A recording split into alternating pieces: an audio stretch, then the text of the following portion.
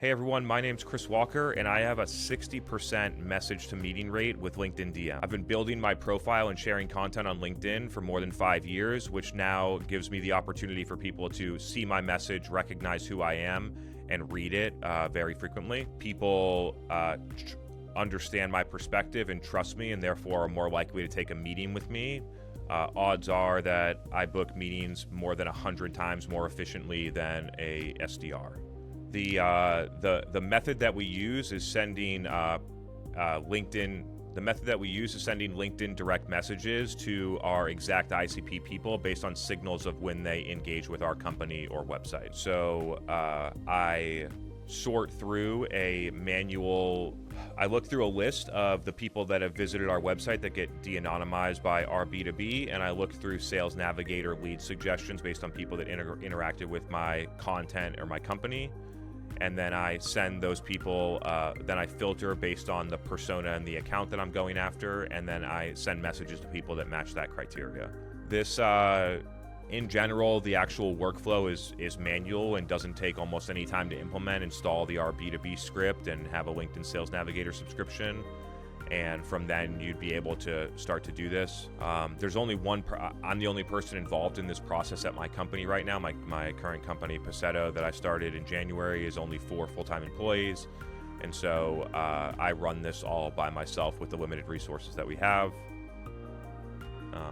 This costs almost no money to implement at all. So this is more about using your time very efficiently to get the results that you want. I think that any founder, CEO, or other executive can implement this strategy first by really understanding the customer and the market and the problem and doing. I really think that any founder, CEO, or C-level executive can implement this strategy by getting really deep with their customer, by producing content and information on social networks to build trust, and then to be able to leverage this strategy to be able to engage with the right people at the right time. If that resonates with you, listen along. Also, check out our other episodes. You're listening to TLDR, the B2B SaaS growth podcast brought to you by Spear Growth. The goal of the podcast is to enable you, our listeners, to generate an additional $100,000 in cumulative pipeline by May 2024. To do this, we bring people who have made a real impact in their companies. They cut through the fluff and dive deep into one tactic or strategy of theirs. I'm your host Ishan. Let's generate pipeline. Hey Chris, thank you so much for showing up today. I've seen so many videos of you that when you showed up, it really looked like a LinkedIn video, which was hilarious. But yeah, thank you so much for doing this. That's funny. Awesome to be here. Great to meet you. Looking forward to diving in. But it's for anyone, for folks who haven't or maybe aren't active on LinkedIn or live under a rock, can you just quickly in a couple of lines just introduce yourself, and then we can get right into the meat of the topic. Yeah, my name's Chris Walker. I'm an entrepreneur focused on the B2B go-to-market space. I own businesses that do demand gen and account-based marketing, go-to-market analytics and operations, content production for dark social and places like that. And came up in my career through marketing, but really came through it with a business lens. I think when you look at marketing through a business lens to drive business objectives, you do things a lot differently than how they're practiced today. And so at this point, I just consider myself a business person that knows how to use marketing to drive business results. I love that. Quick story. I started Spear Growth, the agency, just because a CMO told me that I wanted to become a CMO and I wasn't quite there. And someone told me, hey, CMOs aren't marketers. They're business people who happen to specialize in marketing. And I didn't have the patience to do an MBA. So I just I'd rather just start a business. So I completely get what you're saying. I absolutely love that. And that's what I've seen true for everyone. Every CMO or a marketing person that's really good really deeply understands business and just global, how things work and where the money is moving and just, so love that. Awesome. Perfect. So just, it's Tuesday, and this week I've probably read two posts on LinkedIn about how, hey, one of the channels, I think one post was about how outbound doesn't work for them. Right? It works, but didn't work for them, couldn't make it work. And these aren't newbies, these are great marketers or in their own sense, right? Like they have made other channels work, they have generated a lot of revenue, they have built successful businesses, but it couldn't really work for them. And here you are talking about how you got amazing results from outbound. So in just any context on that. Yeah, I think just like when it comes to how you deploy a marketing strategy, that a lot of the problems that companies have in outbound today are strategy related, following the playbook of predictable revenue in the early 2010s, which is just more activities, more emails, more dials, and then with that, you get higher costs, more tools, lower conversion rates, higher customer acquisition cost. And between when that model was produced in 2011, where you brought an SDR in and they were making 45K OTE, SDR costs have inflated, the cost of marketing and getting a lead have inflated, and this model of general mass production and the inflexible nature of this model have created problems where like companies just can't make the math work anymore. And I think that when you think about it from a common sense lens, I think it matches that reality where you're going after a C-level executive, let's say a CFO or a CTO or a CISO, and you got a 23-year-old person that doesn't know anything about cybersecurity, doesn't know anything about finance, like barely knows anything about like business in general. They just got out of college. And to think that that person is going to send compelling emails to get those types of executives to invest their time, which, by the way, is incredibly expensive and incredibly important, to invest their time with that person, I just think is entirely unrealistic. And why, from both sides, and just the economics and from a common sense angle for buyers, I think that the general model of outbound needs to change, and companies are being forced to change it. I love that. And I know you keep I think you have said just in our conversation just before this started as well, you mentioned companies just lack common sense. So in that context, can you just walk us through the results and what are a few key, I think, just stages of, let's say, hey, like this is how you build the list, or is there a list that you build, and then like what are the stages, and then we can go into that. How do you do a couple of those things, and then maybe how do you do them differently compared to how people get it wrong? Cool. Yeah. So I believe that outbound is best done incredibly targeted, incredibly precise, not a high volume motion. When you have a resource like this added into the sales process, that the deal sizes need to justify this additional investment. And so the number one thing to recognize in outbound is that the sender of the email or the message or the phone call is actually the most important thing. Nobody optimizes for this in their outbound cadences. They're thinking about how many sentences and what do we say in sequence number 5. They don't realize that Jimmy Jewel, the SDR, or like Jimmy, this person in the SDR, this random person, when their email comes through, nobody cares. Your customer does not care. And I think that and in comparison, when you get an email from Chris Walker or John Miller or Rand Fishkin or somebody that you know, you are way more likely to at least read the preview, way more likely to open it, way more likely to consume it. And so I think that element is number one, is the sender. Then I think it's very underappreciated that one sender that a lot of your customers know can be more effective than 50 BDRs that your customer is not aware of. So I think that one is huge. I think number 2 is the offer. So being so tight in the type of company that you help that you can craft a 2 to 3. You are the sender. You're going to get a lot of opens and reds. Now, what are you saying that's going to compel somebody to move? When I do this, I'm targeting C-level executives. And those people are busy. They get a lot of messages. What am I going to say that's going to make them take a meeting with me or get interested enough to learn about it? And so I think being very precise around this is the type of company we help, this is the person that we help, this is the value proposition, and then lastly, this is the offer. How am I making something so compelling that people would feel not smart to reject the offer? And so I think that's number two. And then number three is knowing the right signals to figure out when to engage with those people.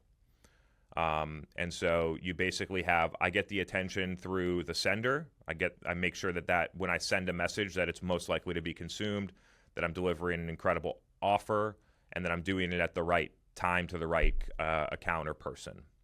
I absolutely love that. And you're right. I haven't seen almost anyone talk about optimizing for who's sending the email. So let's actually get into it. Let's get into the specifics of each of the three things, right? Let's just start actually from the signals bit, because it also ties into who you're sending it to. So can you sort of also show how specifically you set it up? Like, is there a list of companies? Are there a bunch of tools? When do you and how do you get the signals? Can you walk us through that?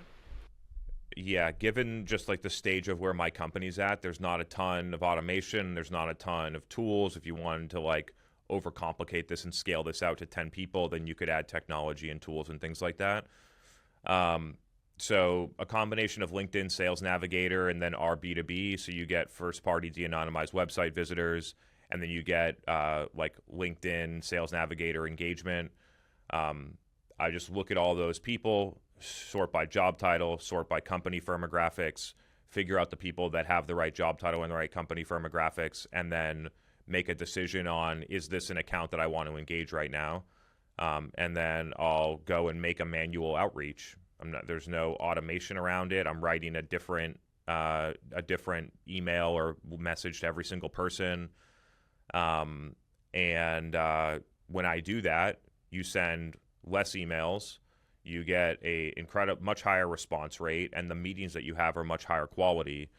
And so at the moment, I get about a 60% message to meeting sat conversion. That means I send 10 messages, I get 6 meetings.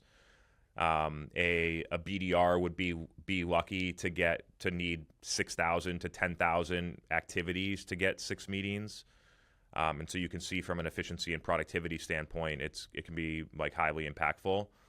And so I think that is just an entirely different strategy to outbound. And it requires you to think about how reputation and personal brand and company brand have such a big impact on outbound effectiveness.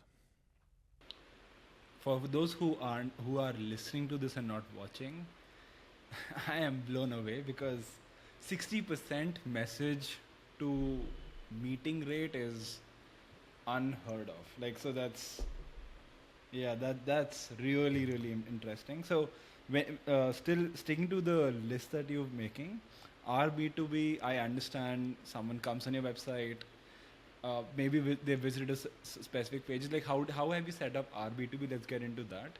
Is it like people who have visited a specific page, or people are in your ICP? Do you just look at, like, how does that work? Like, is it just like a stream of profiles in Slack? Who looks at it? Who tells you to reach out? Like, what does that look like? We install the tag on our website. I get an email every day that has the people that have been on our website that they've been able to de-anonymize, and then I manually go through it and find the people that make sense. Like, and so that's the initial. And then when you think about it, like, for a company that's less than 10 million in revenue, that's selling $100,000 to $1 million deals, you just don't need such a high. If your motion is efficient, you just don't need a high volume. And I think that a lot of companies have gotten trapped in the volume game, and the volume game that leads to super inefficiencies. And I just have my entire career just leaned the other way completely, which is like, how do we create the most efficient engine? And then how are we able to methodically scale that up rather than a really inefficient machine? Love that. And then what about LinkedIn Sales Nav? Like, what kind of signals are you looking in Sales Nav? Gosh, I don't like.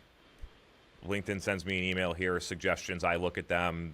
The suggestions are pretty good. Most likely people that have been engaging with my posts or looking at my profile or things like that. But I don't even know what LinkedIn is doing, but it's able to find the people that matter to me.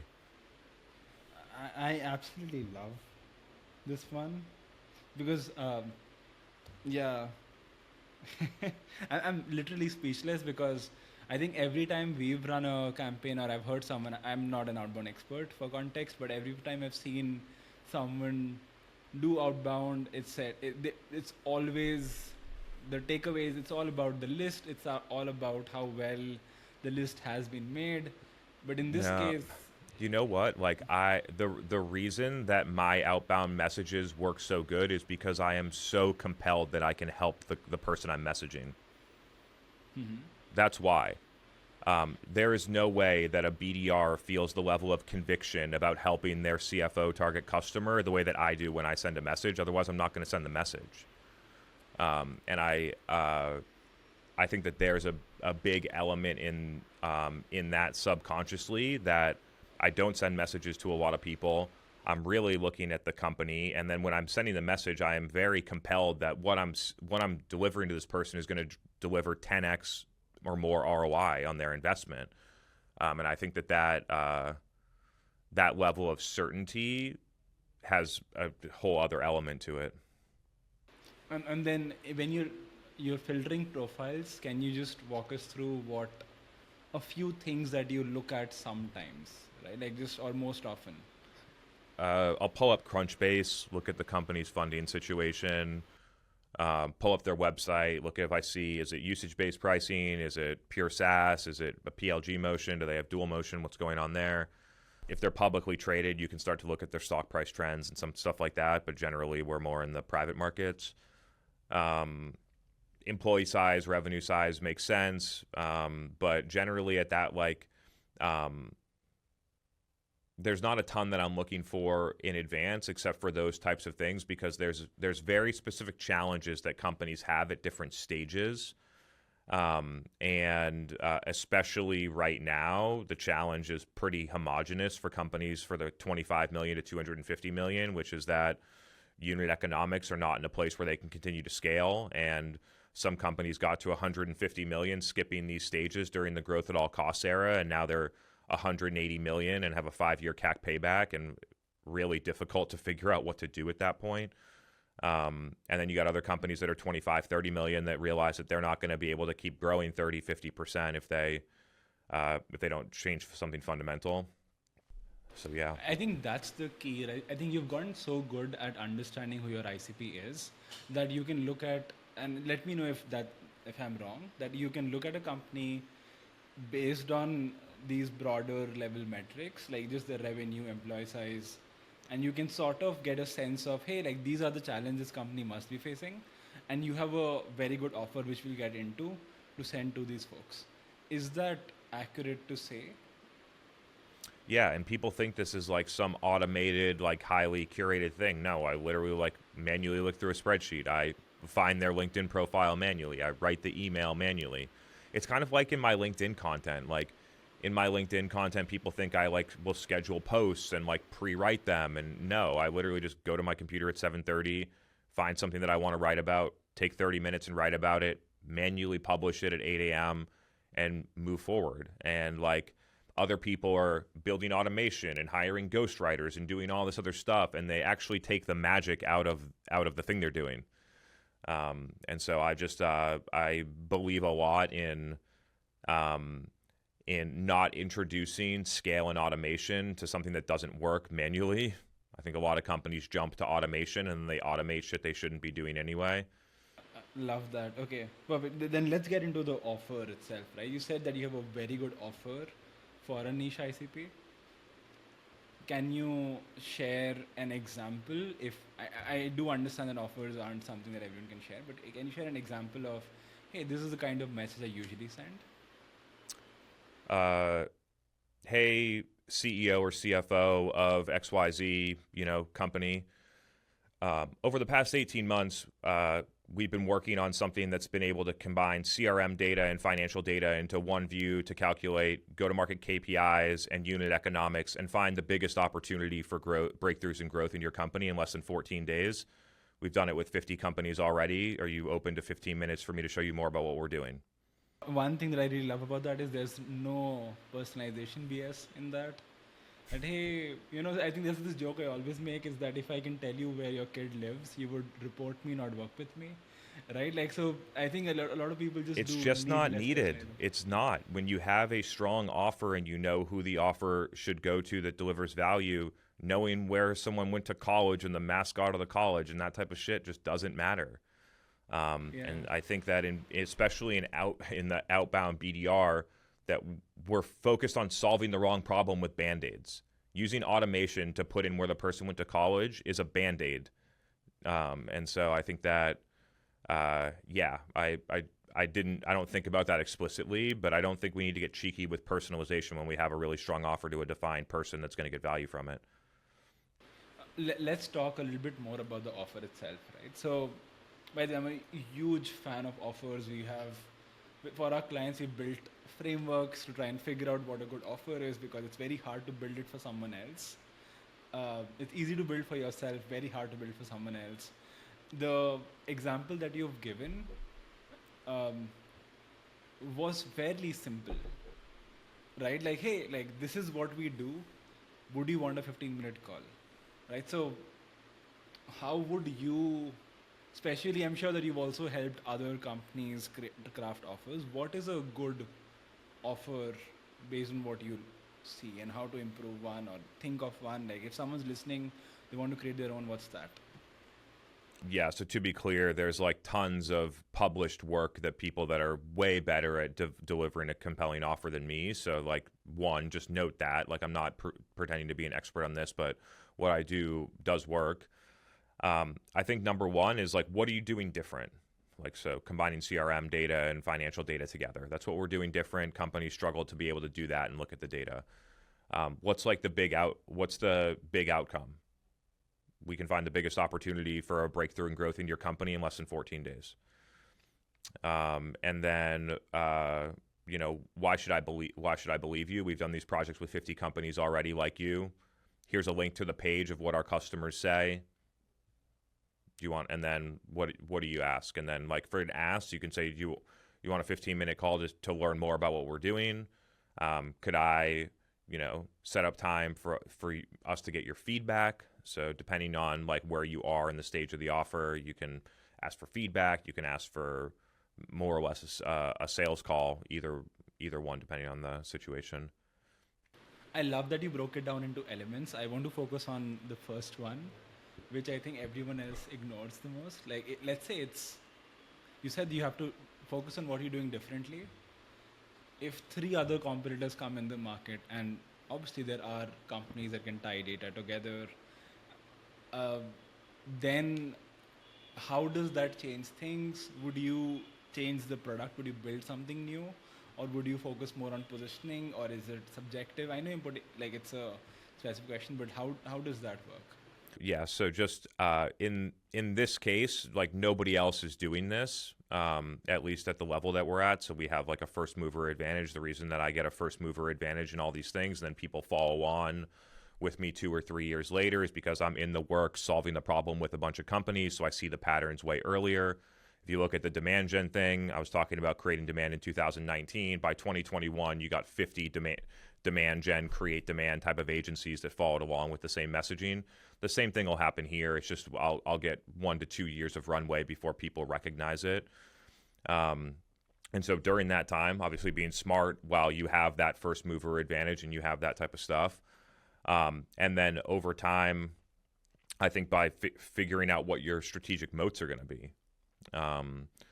So when you think about that, I think that one of the downfalls of most of the tools that try to do something like this today is that they're pure SaaS plays, and that services are required for different various reasons to make your customer actually successful and make good decisions around how to deploy millions of dollars. It's not just about supplying the dashboard or the data. It's helping people validate and make real decisions about lots of money. And so for whatever reason, as the market matures and there's more feature parity, it's just about understanding what your strategic moats are. At some point, you can leverage social proof and customer testimonials and things like that to drive home a message. So I think it evolves over time. I think that's a good. I think it's a very important point. Your product needs to be good, and it Who would have has to thought? be it has to be unique. So the offer that you're creating is not. I think that's a place that a lot of people do falter in. That a good offer is a discount or a gift card or hey, I'll do this. Like that's where I think that's a direction everyone else takes. It's usually not the product itself. Yeah, I mean, here's the problem, and this is another common sense thing. Here's the problem with gift cards, is that a C-level executive that deploys tens of millions of dollars a year in different budget doesn't give a fuck about your $200 gift card or your pair of AirPods. They care about delivering impact for their business, maximizing their time, and having a work-life balance for the rest of the parts of their life. And sitting on a 30-minute demo about a product that they don't want for $200 is not a good proposition to them. And so when we think about crafting, sure, you can do that for the manager level employee that's going to buy a productivity tool for $25 a month and you hope that you scale user growth. Go and do that for the mid-level, manager-level people and give away those gift cards if you can make the CAC and math work. It just doesn't matter for a 100K ACV multi-stakeholder product that's sold and approved through a C-level executive. And so when we target these people, what needs to be clear is the value that's being offered to them through the outcome of whatever we're trying to what solution that we're solving. That's the ROI, not the $200 gift card for their time to sit in. And I think that we need a lot of distinctions there. I do think that if you are selling a commodity offer at a commodity price in a commodity market to somebody, that leveraging that and trying to do good salesmanship can get you through. But I think that to senior level stakeholders and large deals that are multi-stakeholder, potentially transformational, like the real B2B sale, I think that those just by common sense show you that strategy is not bringing the right people into your sales process. Love that. And then finally, let's get to the first point that you mentioned, that the sender of the email or the LinkedIn message is important. Let's finally talk about that, right? Like, hey, is there, from a pure execution perspective, time perspective, or how do you make sure that, like let's say if someone is starting out, how can they make sure that they're known amongst the right folks? If the question should be something else.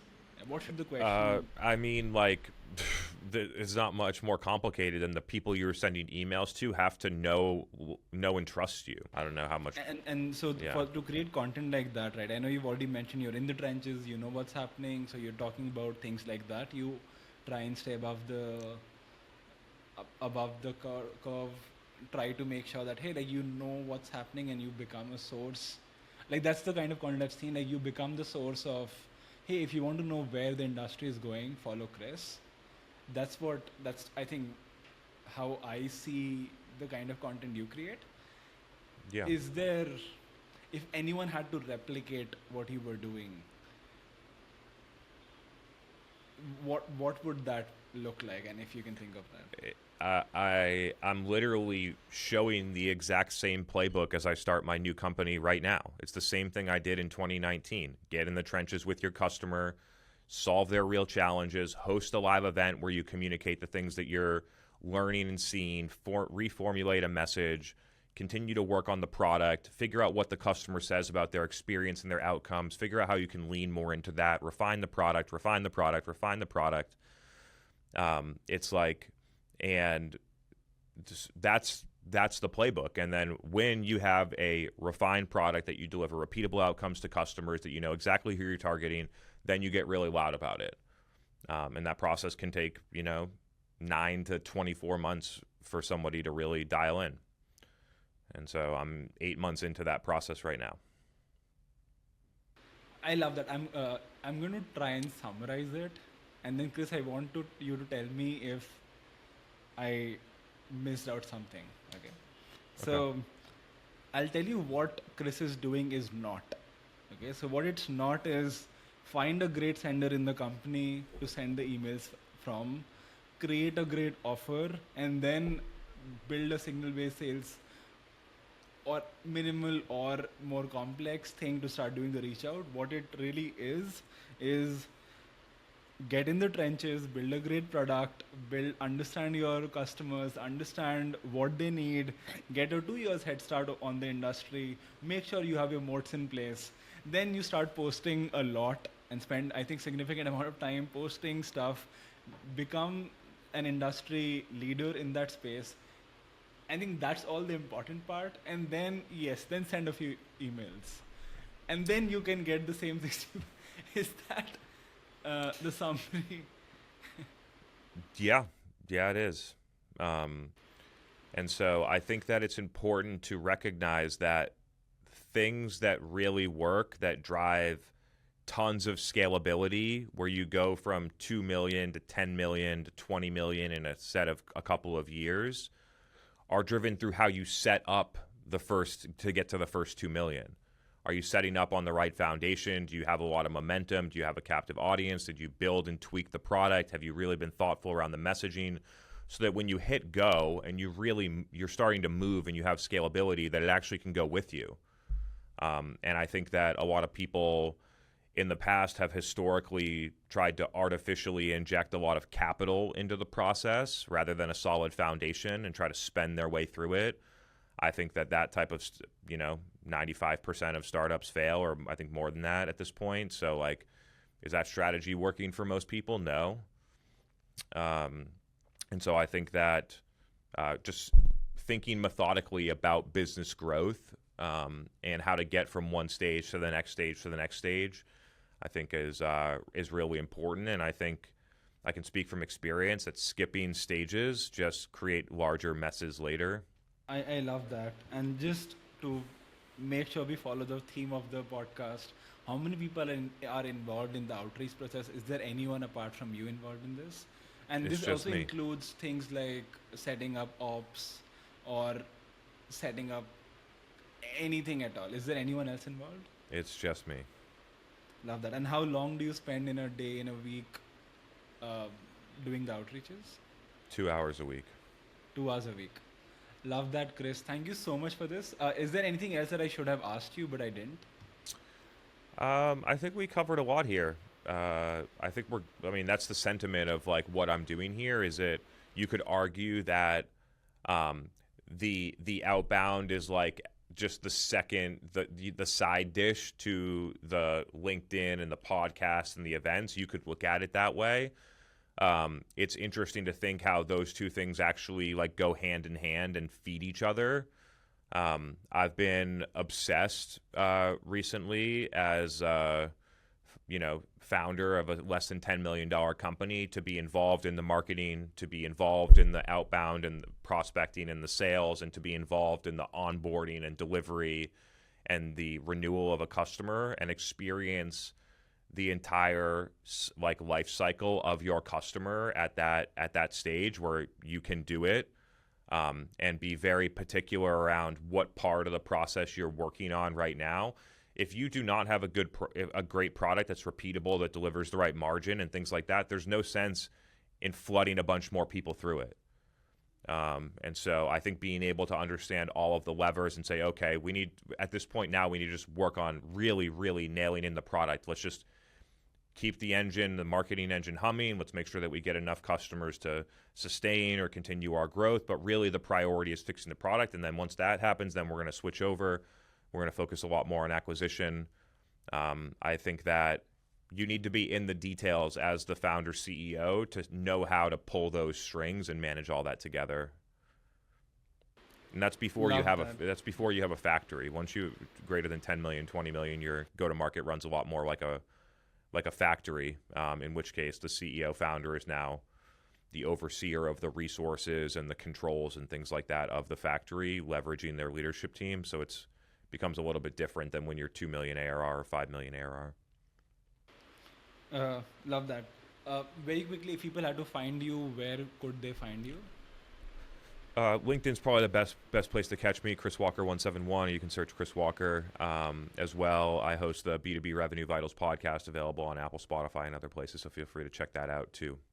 Love that. And if you can give a quick elevator pitch to anyone listening that may want to work with you, can you just do that right away?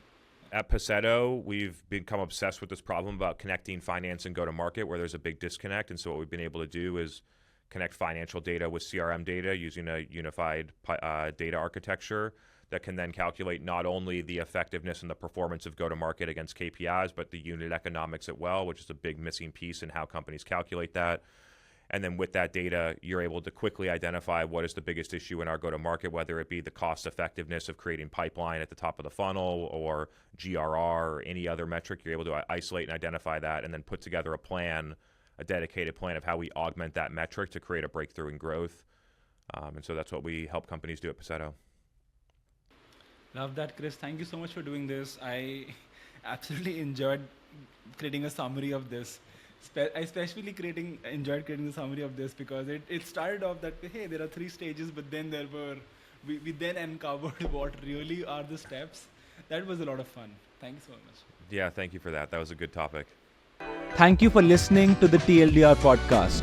In case you're wondering, Spear Growth is a marketing agency. We help B2B SaaS companies like yourself with ads and SEO. Check out our website at speargrowth.com. That is SPEARGROWTH.com. Just like this, every episode starts with a 1-minute summary of what we discuss. Pick the next episode to listen to based on what you can implement right away. And after you implement any of these tactics and see an impact, we'd appreciate you drop us a note on podcast@speargrowth.com.